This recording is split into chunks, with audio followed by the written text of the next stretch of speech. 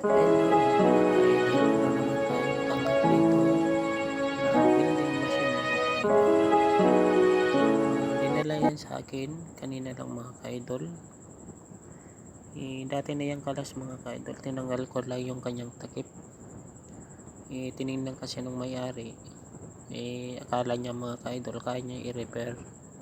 Baka raw linis-linis lang mga ka-idol, magkaroon na ng power output mga ka-idol. Meron naman siyang power mga ka-idol. Ngunit wala naman siyang output mga ka-idol. Wala siyang output. Ganun pa rin daw nung nalinisan niya. So, nung nabuksan ko, nakita ko mga ka-idol, meron ako nakita yan, yung sabog na may lar capacitor yan mga ka-idol. So, yan. So, hindi ko pa chinek yung mga ano niyan mga idol, yung mga ibang parts. So, suksak natin mga ka-idol. So, yan. So, subukan natin kung yan. I-power on natin mga ka-idol. So, meron naman siya mga ka-idol ng power mga idol. At yung blower pala nito mga ka-idol, hindi umiikot. Yan. Sabi nung may-ari mga ka-idol, ginagamit niya na raw to na hindi yan umiikot yung blower. Kasi ako sa kanya, okay naman yung gagamitin mo yan, ngunit hindi naman yan tatagal mga ka-idol kasi yung MOSFET transistor natin mga ka-idol, malakas uminit yan pag ginagamit mga ka-idol. Yan ang nagiging sanhin mga idol na ng overheat mga ka-idol. Kailangan ipagawa kagad yung blower mga idol kasi upang lumamig yung kanyang mga MOSFET, yung init dun sa loob, para iwas sibak sa pisa mga ka-idol. Kasi yung init dun sa loob, i-stack yan mga ka-idol. So, mas lalo kayong gagastos mga ka-idol. So, yan. Ayusin lang natin mga ka-idol yung camera natin ka-idol kasi walang tagahawak mga ka-idol. So, yan. So, tatanggalin natin yan mga ka-idol, yung mylar capacitor mga ka-idol. So, sa mga gusto pala dyan mga ka-idol mag-comment o yung magpaturo kung ano yung sira ng kaniyang mga gamit, handa naman ako mga ka-idol mag-comment dyan, magturo sa inyo kung ano yung mga katanungan nyo. Basta't alam ko lang mga ka-idol kasi hindi naman ako yung sobrang galing mga ka-idol sa paggagawa ng mga gamit mga ka-idol. Mayroon lang kunting kaalaman. Kung meron kayong katanungan mga ka-idol, handa ako magturo sa inyo or mag-share. Basta alam ko lang mga ka-idol, hindi naman natin pinagdadamot yan. Kasi mas maganda naman yung mga ka-idol na nakakatulong tayo sa ating kapwa. So yan mga ka-idol, tatanggalin ko muna yan,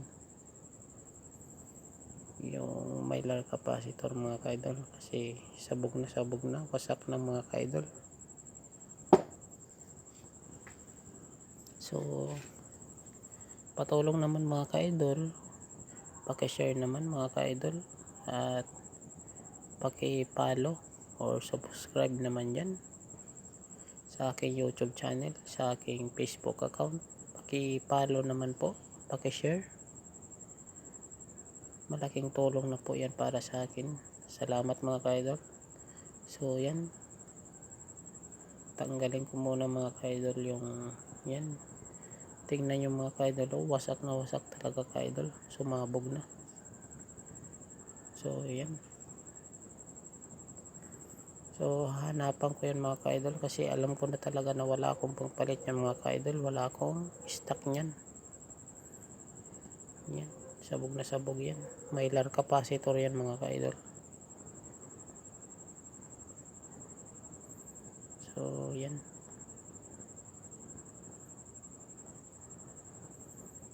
So bali check ko na lang yung ibang sira niyan mga ka-idol. So yan mga idol, balik tayo mga idol. Kinabukasan nga pala mga ka-idol, humanap ako ng pamalit.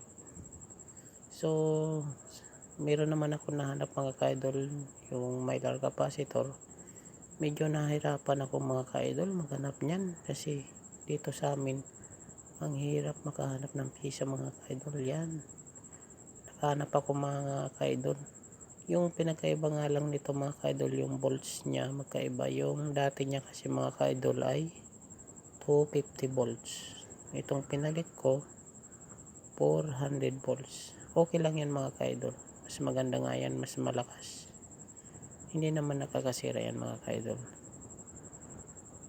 Yung mga ganyan mga ka-idol dito sa amin, halos nakaikot na ako buong sa lugar namin, wala akong mahanap mga ka-idol. Yung ginawa ko mga ka-idol, pumunta ako ng scrapan mga ka-idol. Doon lang ako nakahanap mga ka-idol ng ganyang pisa. Salamat naman nakahanap tayo. Kasi kung hindi natin mahanapan yung mga ka-idol, hindi tayo makakapera. Mahirap.